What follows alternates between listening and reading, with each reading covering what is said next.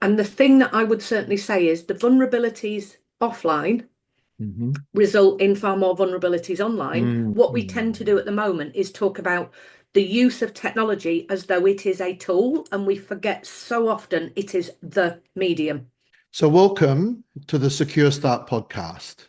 I'm Colby Pearce, and joining me for this episode is a global expert in children's online behaviour and associated online harms.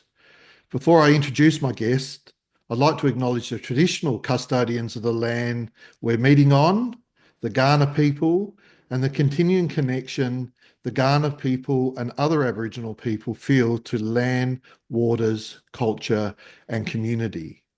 I'd also like to pay my respects to their elders past, present, and emerging.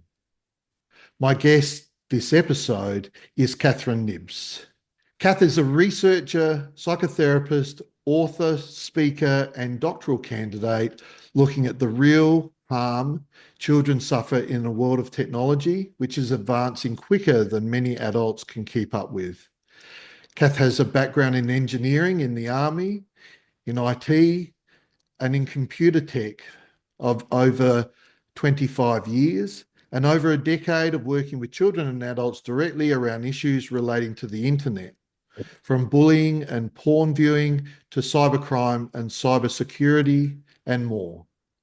Cath writes about issues such as the impact of tech on the developing child, the impact of cyber trauma, and the issues of immersive technology on eyes, brains, and bodies. Cath runs a company educating professionals about child safeguarding around tech and digital spaces, and she teaches therapists how to be safe and secure when using tech to ensure they protect their clients. Welcome, Cath. You're welcome, Colby, for inviting me on because I'm very excited to talk about this. And thank you to that beautiful rendition and nod to your to the land you're on. We do that as a sign of respect for Hmm. the traditional custodians of this land that we refer to Australia and their continuous connection and habitation of this land that spans at least the past 40,000 years.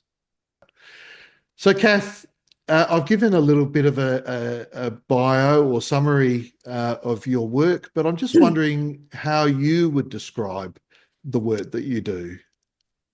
Ah, in a nutshell, well, some of that description is it makes me sound younger than I actually am because it's over 30 years I've been working in and around technology. So we'll just skip that bit quickly.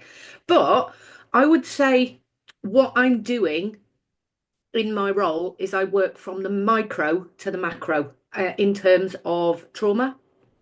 One of the things that isn't on that description is my background in functional health. So I've been doing that since 2018 Mhm. and using functional testing such as checking for gut microbiome, DNA, what we call single nucleotide polymorphisms. I can actually see on a cellular level what trauma does and how it impacts a body. And when I'm looking at technology, I'm looking at what we do individual all the way through to the macro in terms of society and how we're changing, if you like, as a species. So I would certainly say what I do is working individually, collectively, and metaphysically. If that's not too deep for what time are we on? Tuesday morning.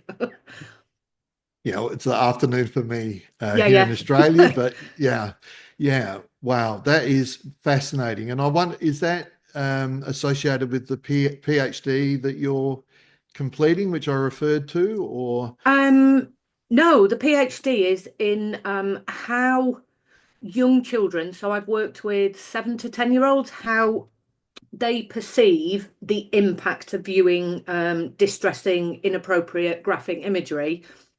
And this is it's a piece of research that really hasn't provided any new findings really Yeah, in terms of children are affected by this stuff on a let's say a nervous system level, on a psychological level, on an emotional level, and it's almost like I've had to do the research to prove to people what I've been saying for the past 15, 20 years.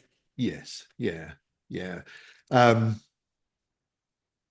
Well, I guess that in some ways is the role of research, isn't it? Is that Hmm. yeah, is that research is. I often describe research as being scientific inquiry into the things that we already believe to be true. Yeah, and I guess what we do as clinicians is considered anecdotal until we have a piece of research that backs it up. That's right. That's right. Which can be um, reassuring, but also frustrating, I guess. Yes, yeah, Certainly, um, you would be aware, perhaps that I sometimes write about things like practice expertise and titled expertise, and a lot of titled expertise emanates from universities and probably has more yeah. standing than practice expertise. So it's good to hear from someone who is both a practitioner and a formal researcher, who is um, conducting research that's bearing out, I guess, what you have known from significant practice Hmm. in Hmm. this field. Yeah, so that's Yeah. fantastic, Kath. Yeah. And how did you Oh, get, like, how did you get into this area of work? oh. In a nutshell, um, my if I go all the way back to my childhood, because that's where we always go when we're Yep. clinicians in this space. My father was a radiographer in the prison service after leaving the army, and he worked in and around what's called Category A prisons. So these are prisons where people are serving lifelong sentences for really macabre and abhorrent crimes. Mm, And when I was younger, he would talk about the crimes that some of these criminals had engaged in. And I must have been 9, 10. Obviously, there's reasons why my dad talked to me in that way, and we'll not talk about his dysfunction for doing that. mm, But I got really fascinated in, well, why would somebody do that? mm, And because of the, if you like, the dysfunction in the family, I went down the route of physics, not people. But I actually came back to people after the career in engineering and going into mm. computing because I was raising my own children. I was working in the computing industry. Yep. And what I was dealing with, so this is when the internet really started to take um, a really prominent part in people's life, particularly in business. So this was like Mm, 1996, 1998, 2000. yep. And I had young children who were beginning to get used to computers. I introduced them to technology very early on. And what I Mm, noticed is the way in which the adults use the internet and the way in which children use the internet. mm, And that was really my foot in both camps. And then I decided to train as a therapist because I jokingly say computers sap my soul. It's a mm, very quiet industry to work in most cases, and I'm a chatty person. So I went and trained as a psychotherapist, and whilst doing so, did a little bit of work in some of the secondary schools.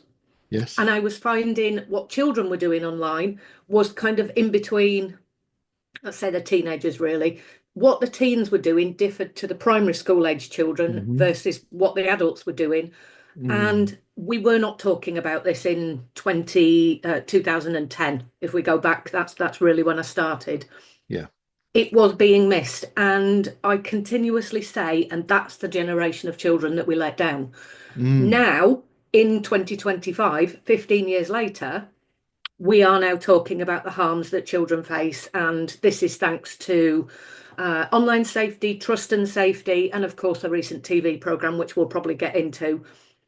But mm, also, it's the space in which now we're looking backwards, saying we should have put guardrails in place, we should have taken care of the children. And because of the ubiquitousness of this space now, we are mm, now recognizing that children can be harmed. But I would certainly say the phrase I tend to use is we look at the ACEs study for trauma, but what mm, we didn't look at were cyber ACEs, and these are the ones that you can be harmed by on the internet.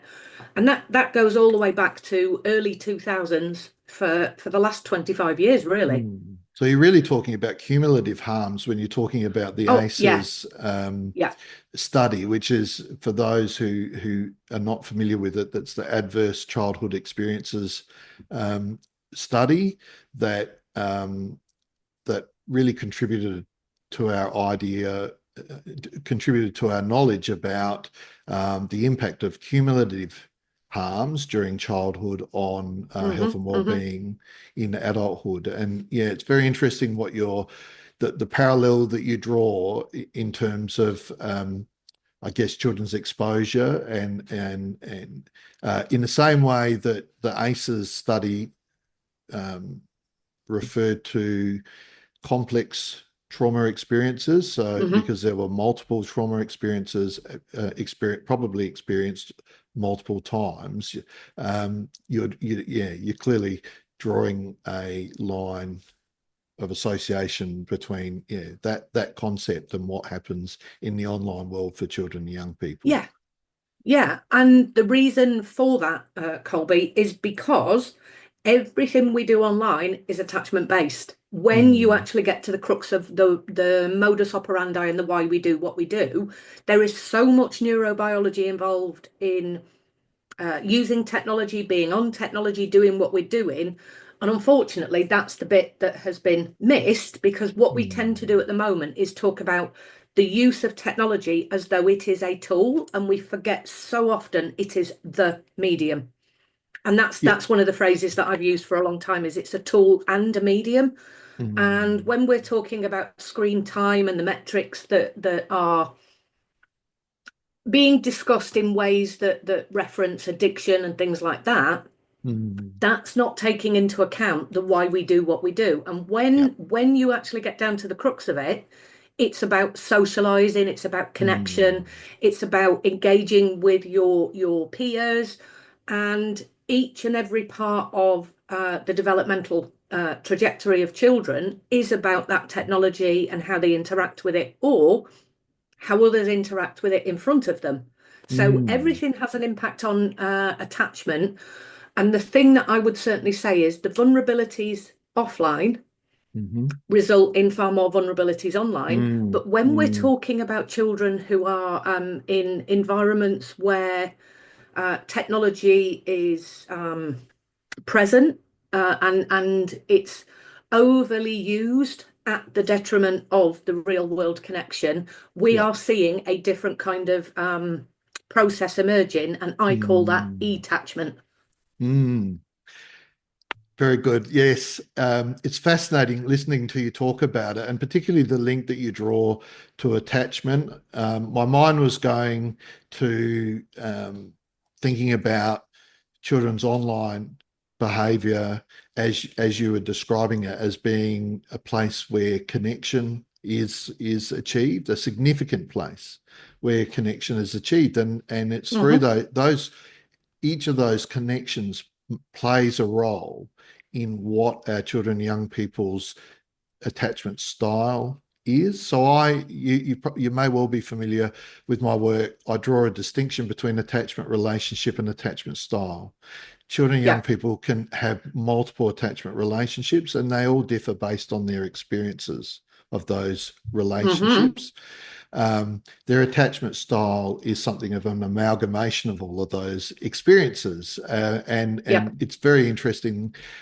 Um, and the penny's dropping for me even as we speak, as that you have included real world and online um, relationships as contributing to a child's attachment style, which is very important in the way in which children and young people Hmm. and eventually adults approach life and relationships, and is like the rudder that steers them the Yeah. ship through life.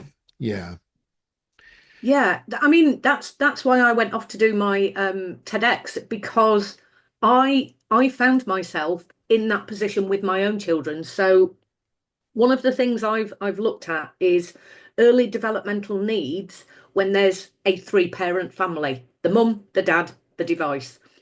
And I was really interested when I was doing my baby obs about what what sense do babies make of their world when perhaps the parent is only interested when the flashlight is on and the camera's on and they're paying Mm, attention to this thing, and this thing gets pointed at them, and then their cadence and tone changes, and of course the prosody around connection is around, hi, let's take a picture, da da da da da da, and then the parent goes back to looking in the phone. What do babies make of this new way of being in the world, and what happens when that distracted parenting becomes about what I call other children inside the device? Because babies can't recognize themselves, and when mum, dad, or other relatives are like, "Oh my goodness, look at your picture here, swipe, swipe, swipe," mm, is that another infant in the room? Is that a sibling? Is it a baby that could be a threat? What is really going on in those first 1001 days? mm, And the reason I went off to do the TEDx is because I was sitting in my living room. This is going back quite a few years because my children are adults now, nearly 30 in terms of mm, their age. And I was sitting there with one of the first ever iPads, and I'm tapping away, thinking, "Look at me doing my extra hours," and I'm being a mm, very busy mom, and here I am tip tapping away. And my children were playing on their consoles and devices, and I realized nobody had spoken for an hour. mm, And I had this realization. I went, okay, everybody stop. We need to not do this, or we need to not do this as often as we currently are. And it was about, really having a conversation. Fast forward to, I don't know, probably about 5, 6 years ago. I was on the telephone, the good old fashioned, and I'm doing it here, like the good old fashioned finger and thumb telephone. And my eldest son sent me a piece of research. I opened my phone and started to read it because we were having a conversation. And he went deadly silent. And he said, "You're not mm, paying attention to me, are you?" mm, Whoa. And that was a moment where I thought, oh my goodness, even mm, in a telephone conversation, I'm not present because I'm reading the piece of research, which mm, means I can't do, multitasking. And as a result, I kind of dropped that into the middle of the talk about this real world connection. And what I'm beginning to see, well, not beginning, this has been happening for 15 years. Children who do not get their needs met, and I call it out here, go mm. looking for their needs in Yeah, there. And yeah. in there is whatever kind of technology they can find, or Mm, whatever app, device, game, etc., etc. wow. Yeah. I think we all have a certain level of understanding that these devices intrude into our real life Hmm. and real time interactions. Um, I got goosebumps when you talked about what do babies make of this uh, three-way Hmm. interaction. Yeah. That that is fascinating, and probably the topic of a much longer, I think, podcast interview. But I'm really, yeah. Now that you've brought it up, I'm um, fascinated to hear more about what you've said and what you believe to be the case about that. Um, Can I just put my caveat in there? Actually, it's not to sure. blame parents. I understand, and I think I've written this in my first. Parenting is the hardest job in the world, and if you've got a brand new baby, and you've got, I don't know, 300 people on your Facebook page, because that's where us old fogies are apparently. Yeah. If you've got 300 people telling you how you need to be as a parent, that can be so overwhelming for these new parents. Maybe there's a reason why they're online so long. Maybe it's because they're like, well, should I be doing this or should I be doing that? Should I be doing sleep Mm, training? Oh my goodness, I gave them food too early. I'm feeding them too often. Contradiction, contradiction, contradiction. Plus, mm, the health visitor who comes round, maybe they've got 300 friends that have been telling them what they need to do as a professional. We are overwhelmed with not doing mm, things in air quotes, the right way anymore. We Yeah. have no real way of sitting with our instincts anymore when Mm. this device can be telling you continuously comparison, comparison, comparison. You're not good enough. You haven't done enough of this. Your baby's not doing that. They're not standing. They're not sitting. They're not walking. And I totally understand that must be Mm. overwhelming for brand new parents. But also, parenting is so difficult that in the early days when babies are sleeping, it used to be you would stick the television on. Well, you can Mm. now sit and play a game, you can talk to your friends. And for new mums, I guess that's a way that they can still have some form of connection. Whereas the Yeah. isolation of the parents before the phone, so it's pros and cons. Mm. It's interesting because while you were speaking about that, when we think about tech, um, and of course we our first concern is always our children and whether we have um, by embracing online tech with the alacrity that we have as a society, whether we have created I guess the grossest generalization is that we've created a generation of anxious children and young people, or more to the point, we've created a generation of anxious young adults. But what I'm hearing you Yeah. say also is that it's more generalized, ubiquitous, I think is the word, than Hmm. that, in that we've also created a generation of anxious adults who Yeah. have a medium by which to constantly compare and contrast their performance in various roles, Yep. as well as the general stuff, how they look, how they, what their interests are, and all of that sort of thing. What Elaine de Botton, my favorite modern day philosopher, refers to as status anxiety, Yeah. and wrote a fantastic book about it. Um, Yeah. His so most recent one's absolutely gorgeous. is it? Yeah, well, I haven't read the most recent one, but wow. I could sit and talk to you about tech, I think, for much longer than we've both got. But if you could, I'm actually really interested to hear a summary of your where you land with tech, and in terms of what you would say to professional people like me and yourself, and what you would say to parents about tech, and what you might even say to governments about tech. Well, do you know what? That segues really nicely into I have just written a book, right? Mm. Which will be out in July with Penguin, and it's called Tech Smart Parenting because I am pro tech, I am pro parenting, and I am pro education.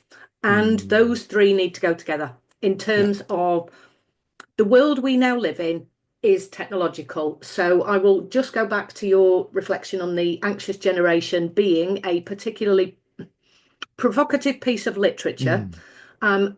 that has not summed up the world of technology very well, Mm. mainly given the author is not steeped in technology, has arrived and done a recent it's kind of like an overview without Mm. understanding all of the different domains and spaces and ways in which technology is used.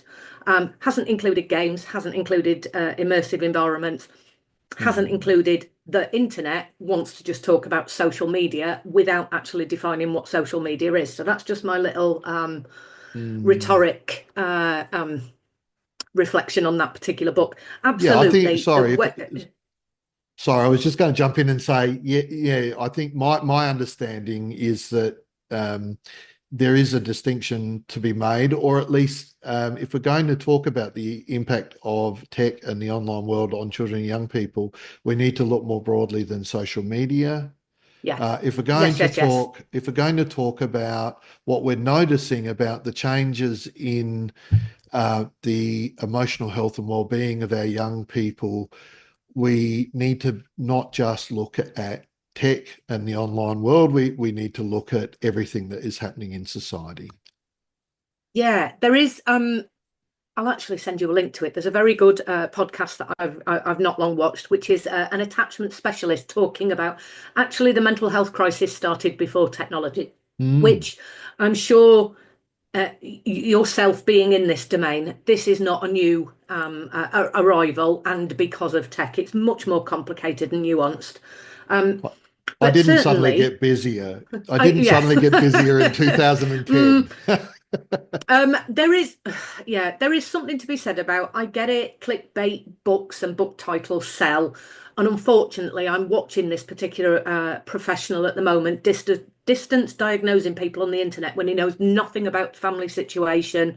Um, Actually, they've just appeared on a big US platform. A very well-known TV presenter has just hosted them.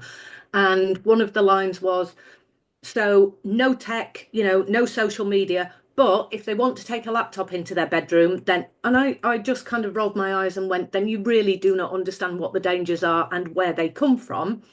And the Mm, reason I say that, Colby, is because the reason I'm in the world of cyber trauma is because of something that happened to my children when they were mm, about 10 or 11 on these flip phones, which mm, are allegedly safe. I can tell you they are not, because all of the spaces that children can interact and engage with all have the same kind of harms, and they can be accessed in many different ways. They can be accessed at a library, they can be accessed. I actually know recently of a child managing to do something on a McDonald's device in the wow. restaurant. So Mm, children are savvy enough to know how to get around if they're not allowed on social media, because there's no way to regulate this vast internet. mm, So going back to my position on this, I would say we need education for parents that does not shame and blame, because that's what I'm seeing mm, at the moment. There is a huge drive to say, well, you gave them the damn devices, you should know better, you must, you can, you and what I've seen as a fallout is scared and angry parents. And when we're scared and angry and we go into fight, flight, freeze, we want the thing to go away, which is mm, why the campaigns at the moment for no phones, no social media, no whatever it is, smart tech, this, that, and the other, they're yeah. coming from a place of fear of the unknown. Mm, And mm, it's being driven by lots and lots of narratives in the mainstream media, and certainly by TV shows saying, oh my goodness, this particular outlier case could be your child. And that isn't mm, helping anybody. no. And the children that are growing up now are going to be prime ministers, they're going to be the technicians, they're going to be the surgeons, they're going to be the librarians, they're going to be tradespeople. Mm, And they are going to do that with technology, which also includes AI. And if we're going to make this approach, get rid of smartphones, get rid of social media, what is mm, it that we're going to miss out on by teaching children how to survive in the real world? yeah. And it harks of going back to hunter-gatherer tribes and saying, we're not going to have fire in the camp because it could actually burn our village down.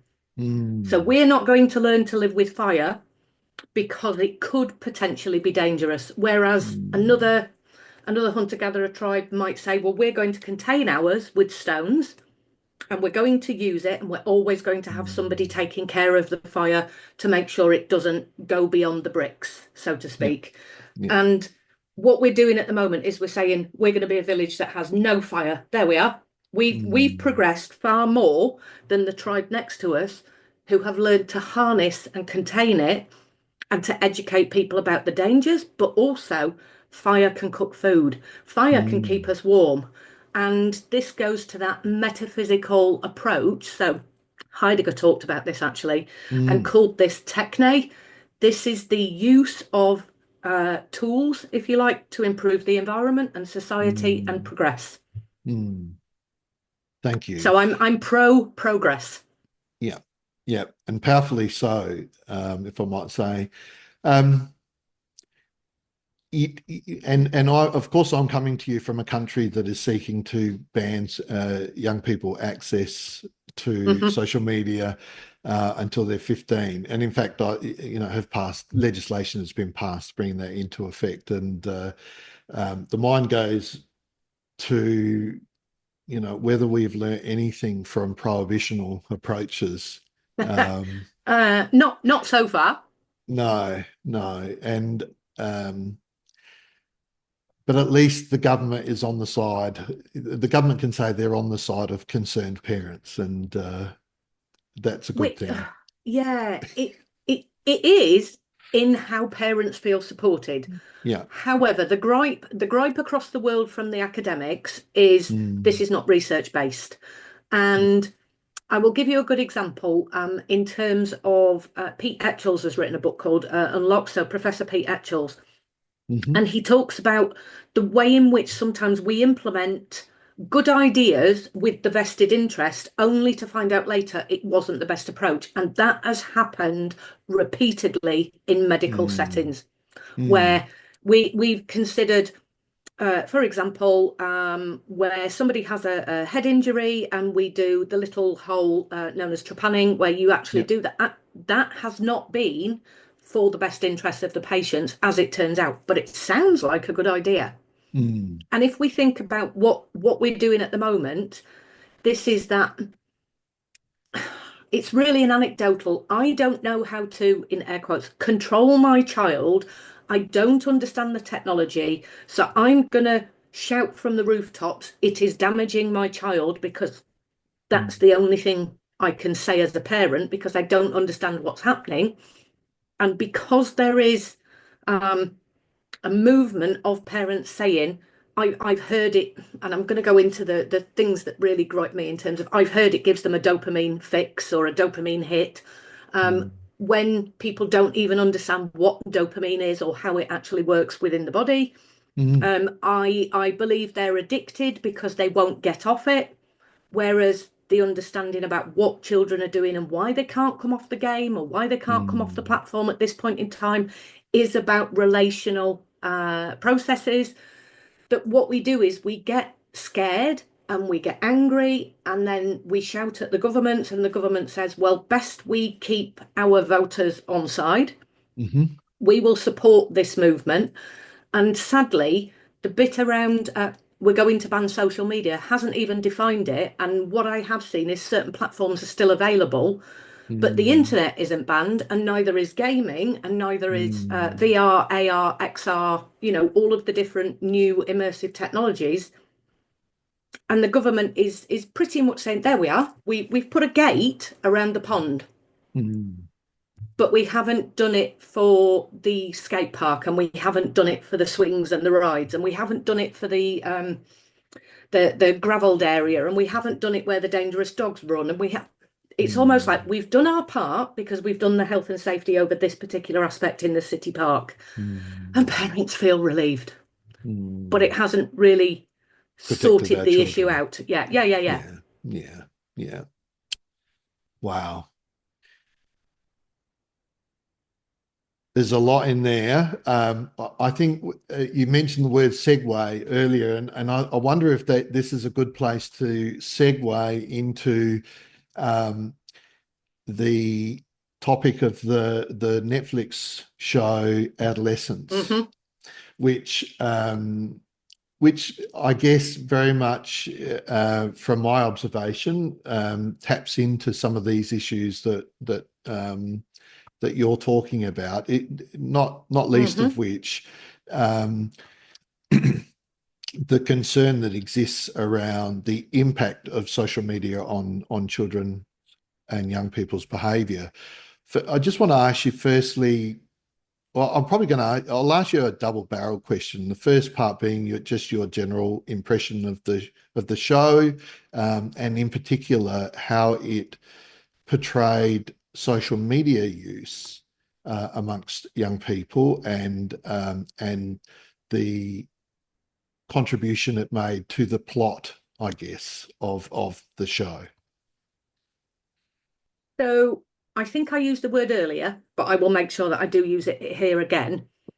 It is a fictional outlier story, okay? And Hmm. certainly in terms of the actors in it, I enjoyed the program. It was, if it was a book, it might be what's called a page turner for certain.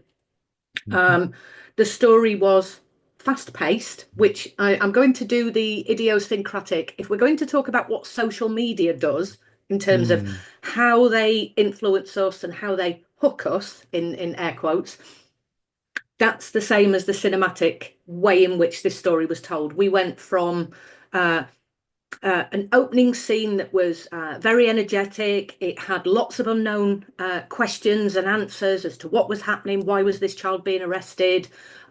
Is this really how the police arrest children?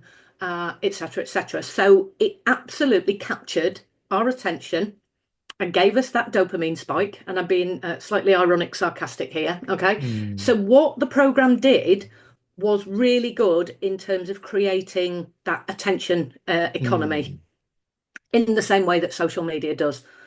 And given that it was a screenplay, uh, the way in which the story started to pan out on the first and second episode were kind of indicative of, if we didn't know anything about the policing service, we would expect that's how they arrest children. And that is not Mm. necessarily the case. That is a very, very rare case that somebody would be arrested in that way, Mm. particularly if they were known to be 13. Mm. So for me, there was quite a lot of eye rolling. Well, that's not how it happens. That's not how it happens. But in terms of entertainment, I enjoyed watching it. Yeah. In terms of the actualities in practice, is this? No, it Mm. did not go in line with what I know as a child therapist, certainly what I know in the criminal justice system, certainly in terms of um, being around children who are within this system in this way. And that's because I work with children in the criminal justice system and in this particular way. Um, what was interesting was the tiny little nugget, and this is the bit that seems to have captured everybody's attention, was the police's son, who said, "Dad, it's all about the manosphere," and began to Mm. talk about an environment that isn't usually talked about in that way by 13 and 14 and 15-year-olds. And I have had so much fun since the programme talking to my 12, 13, 14, 15, 16, 17-year-old clients, Mm. because many of them have watched it, including the ones that are underage. And their response has been, "We don't even talk like that. And we don't use the emoticons and the emojis like that. And that's not how we behave. That's the adults not getting us again." Mm. And one client reflected, "And do you not think," this was my favourite, "and do you not think that now you adults are talking about the emojis that we're not going to change what we're doing?" And I, Yes. I laughed and said, "But that's what all children do." Yeah. Mm. So what it did do was it named, or it kind of gave a nod to the environments in which misogyny and I particularly despise this term, toxic masculinity, is being discussed. Um, Mm. there's no such thing as toxic masculinity. It's masculinity and toxic behavior. And toxic Mm. behavior always has a root cause, which comes from, and I'm sure I do not need to say this to you at all, Colby, that children do not rock up as toxic adults. There is a Mm. trajectory, there is a story, and the way in which the story has been told is, it's an absolutely outlier case. This does not happen in general day-to-day practice. Mm. However, we're back to that blame, shame, scare, shock and awe, in which parents are now frightened. Maybe my child is a potential killer. Maybe my child, well, that is true of everybody who lives on the planet. We are all one, I think the way to phrase this is probably, we're all one fight away from being a dangerous person. And that, for anybody who's interested, actually, there is a book called Ordinary Men. It is not a very Mm. nice, gentle Read. read. Mm. It's about how behaviours happen in Mm. Nazi Germany, how ordinary men became these killers. And that's the thing about the human psyche. We are all one error away from a lifetime sentence in prison, for example. Mm. And what it has done, certainly, is bring to the surface conversations that we need to have about children, about boys. Mm. But the social media influence wasn't discussed enough for it to Mm. make sense in the programme. Mm. I can say with absolute certainty, not all boys who watch pornography turn out to be killers. Not all boys who watch pornography turn out to be sex addicts. Not all boys, not all boys, not all occasions, not all situations. And the Mm. reason I say that is because I worked with a number of them for 15 years. This is not I'm not throwing this out to defend the programme. This is based in a long time of being a clinical practitioner. Mm. What the programme has effectively said is porn, social media, gaming, and being out of the sight of parents is the thing that caused the Mm. problem. And what I'm not seeing being discussed is really what it was like for a young boy to not get on with his father in that way. There was no discussion about how he got on with his mother. There was Yeah. certainly a lot of shame, a lot of parental conflict, a lot of like parental modeling in Mm. terms of the way the father behaved.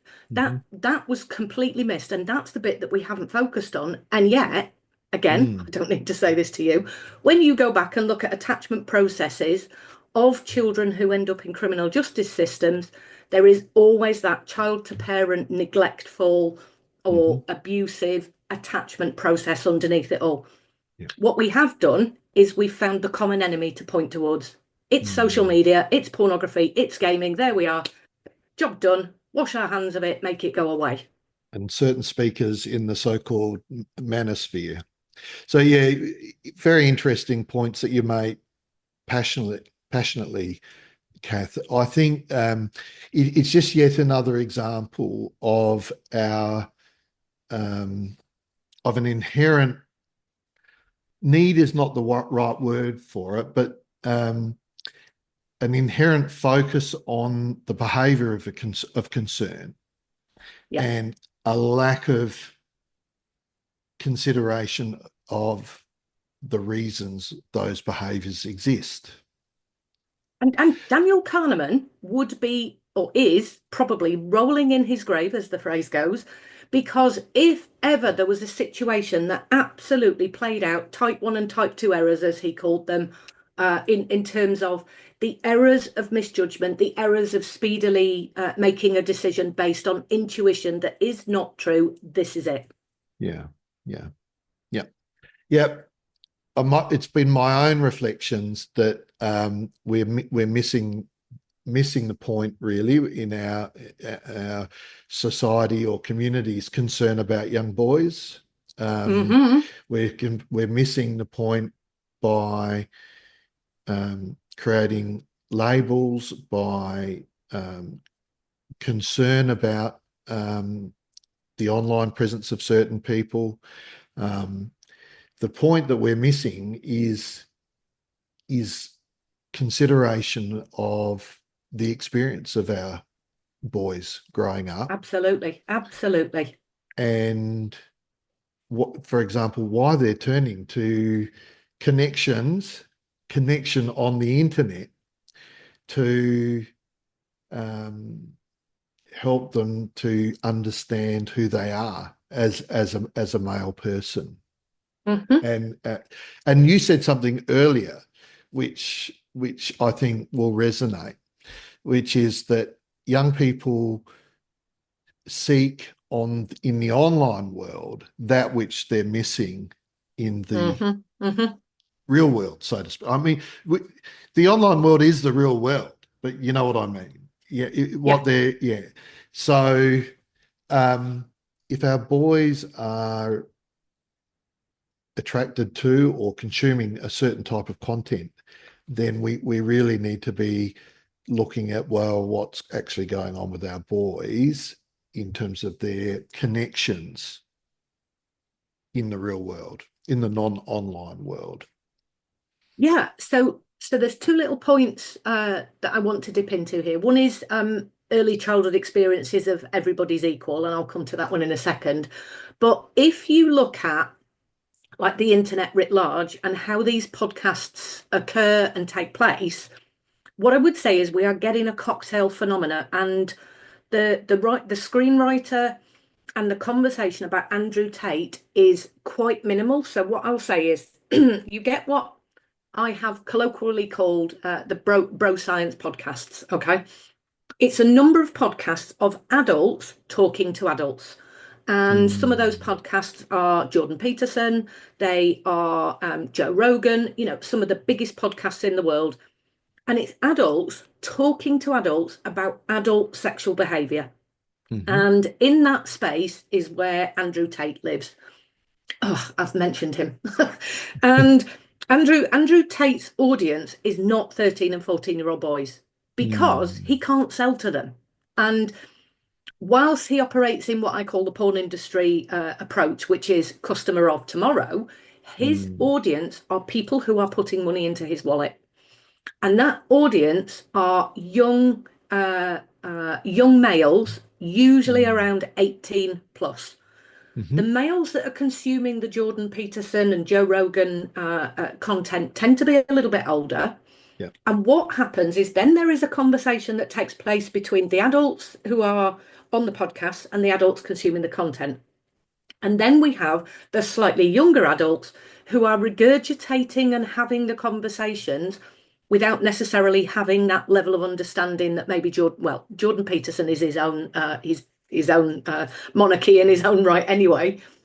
But there is something about an 18-year-old young male who might be saying the same things, using the same language, that's picked up by a younger sibling, by younger boys who hear it being talked about, I don't know, when they're on Mm. the football or rugby field. And what I find is the 9, 10, 11, 12, and 13-year-olds are using phrases that they don't even understand. Mm. And if I was to ask them, do you understand the 80-20 rule, which was cited in the programme? They Yeah. don't know what it means. And they Mm. certainly do not have an understanding about this incel movement, which I find kind of Mm. interesting because all 13-year-olds, in most cases, are not having sex. They're not in those kind of relationships. So by default, they are not involuntary celibate. They are celibate by the very fact that they haven't developmentally Mm. um, uh, progressed to where they are having sexual contact at 16, 17, 18, 19. And it's this, I would certainly say go and have a look at William Costello's reflection on the incel movement because the Mm. way in which this was portrayed in the programme is, as I keep saying, an outlier. This is really, really unusual and not the norm. Mm. And then, of course, I think to answer the question about why do boys do this, and I'm actually going to throw it back as a question to you in a second, Yes. is when my children, so that I've raised boys, okay, when they were in primary school, in the early 2000s, going into the 2010 and onwards, there was a whole approach of everybody's a winner. There was on Mm. sports days, we all do it together and we all get a certificate. And I challenged this at the school and I said, where is the element of competition which exists naturally in evolution? Hmm. Where is the competition between children racing each other in the egg and spoon race? Because you have to handle disappointment. So I took my children into martial arts. That was the first thing I did because you learn by losing in martial arts. Mm. And that is how you develop an ability to understand where you sit in terms of society, in terms of where you sit with your skill set, but Hmm. also how you can handle disappointment and how you can handle victory. And what I have seen is this certainly the 20 plus, the 20 to 30-year age group are that cohort of children who did not get the competition during school. Mm. Um, I certainly remember my schooling days where your grades were read out in front of every other child. And oh my goodness, it was heartbreaking if you didn't, if you didn't get your high score Mm. or if you were a low score. Actually, what we tend to do is we grade the children into classes and the top set, as they're called, certainly here is the way they say, well, we're top set, so we know by default we're much cleverer than the lower set or the common Mm. denominator. And that is a normative part of adolescence. That is a normative part of growing up. And that's actually what happened in the Adolescence movie is there was a child who was given a statement. He was called an incel by the emoji. He was called it as an insult. And my question would be about that TV program is where did it address who helped that young person manage Mm. that approach of being bullied, of being called names, of having disappointment around his father, of the non-victory status. So my question to you then, Colby, would be, so what, how do I phrase this? So what is it that we're not doing? And the reason I'm asking you is because you are a man and I am not. I have lived in environments, certainly within the army, where there's a lot of male or masculinity and a lot of male attitudes. And I've raised two boys, but I am not a male. So I cannot talk from that perspective. What do you think we're not doing, we're not getting right? So usually this is the last part of the podcast, Cath, and where I acknowledge that I've asked a number of questions and it's your turn to ask me a question. And I actually do that routinely in my practice when I've asked people a lot of questions. Yeah. And as I've said on a previous podcast, all the kids ask me how old I am. That's it. That's their question, which I give them a somewhat vague answer to. Now, what are we not doing for our boys? I think we're, to answer your question would probably take the time of another of our podcasts, but where does one start? I think we're failing our boys in so many ways. Mm-hmm. As a general opening statement, I think that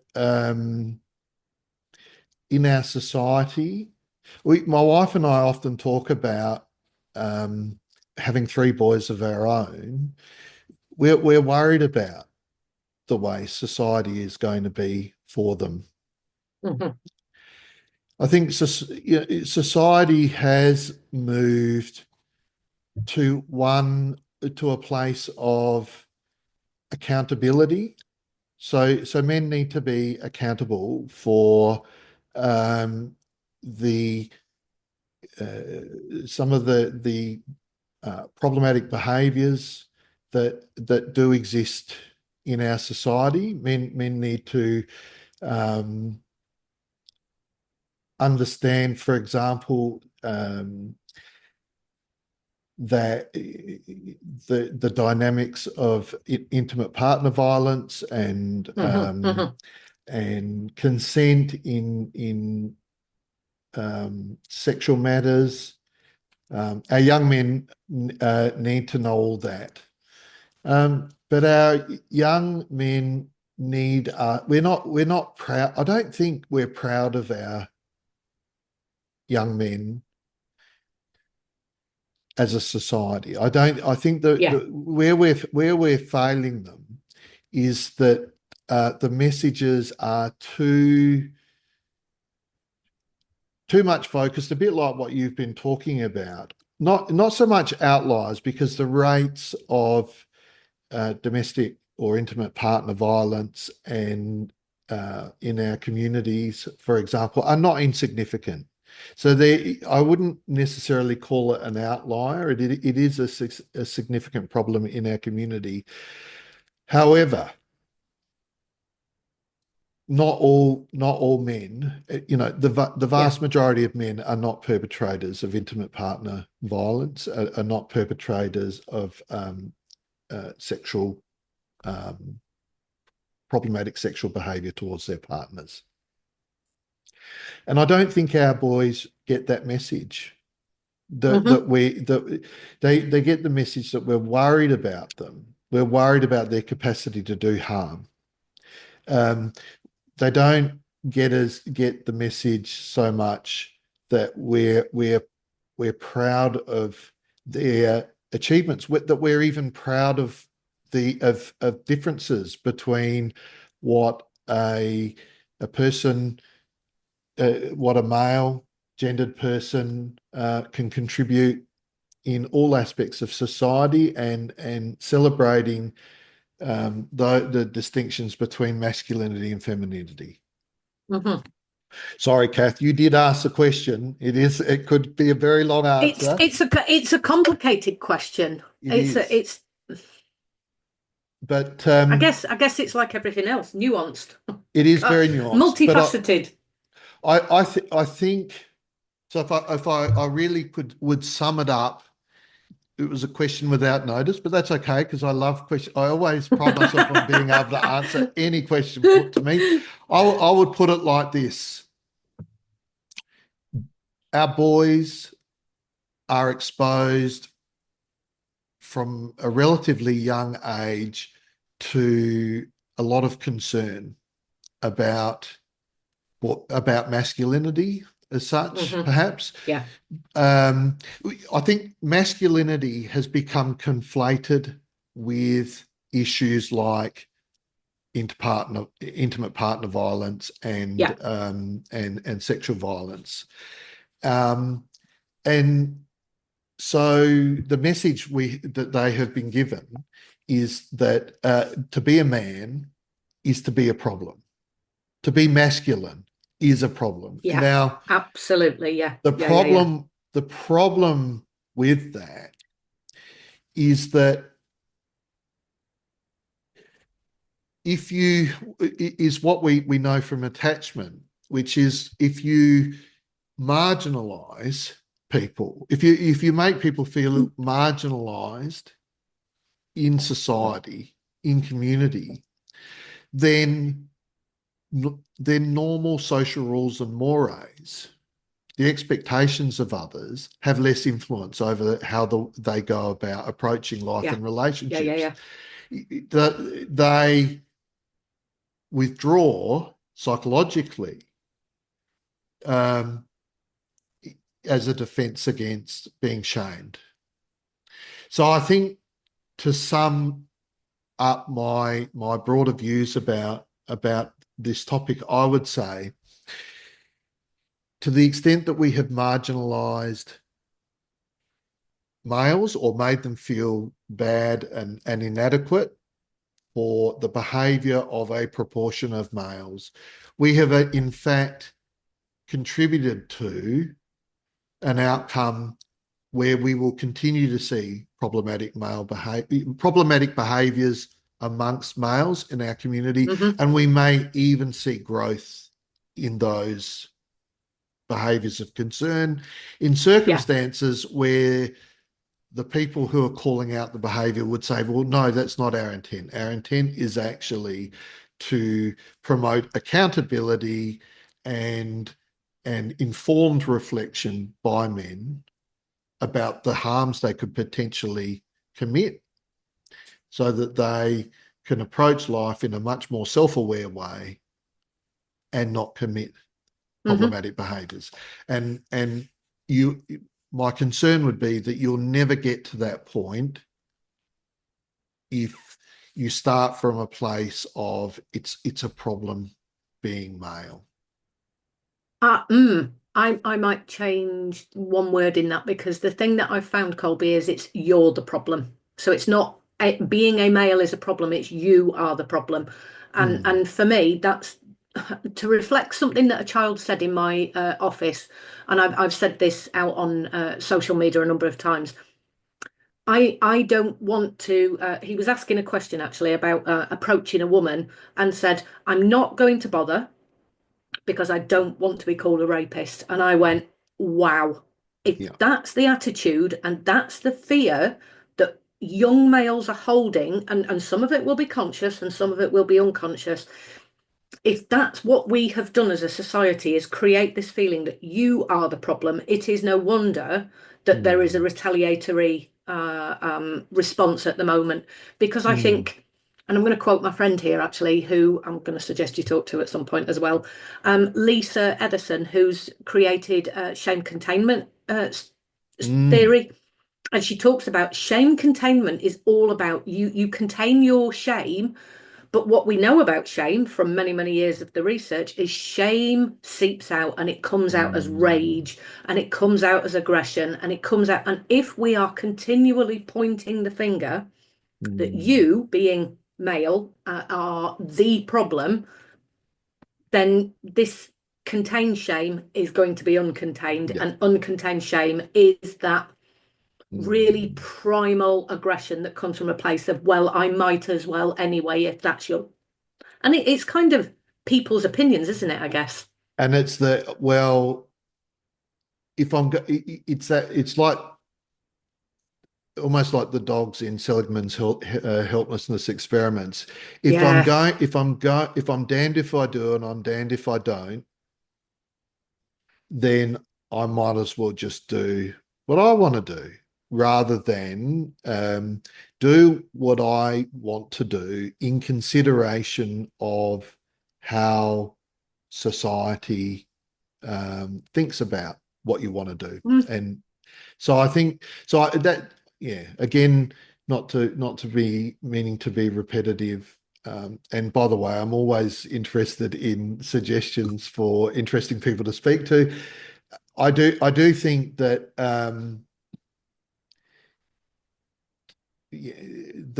the very social ills that people are trying to address here are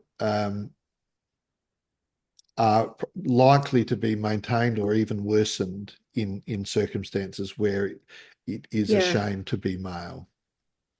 I'm feeling incredibly sad deep down at the moment as we're talking about this. I really, Mm, really feel incredibly sad for the men who are emerging and the males yet to be men. mm, I really worry in terms of, absolutely, we need to address violent behaviour, but mm, also we need to understand where violent behaviour comes from. And I think what we have done is what I call the finger pointing exercise, and it has never mm, worked in society.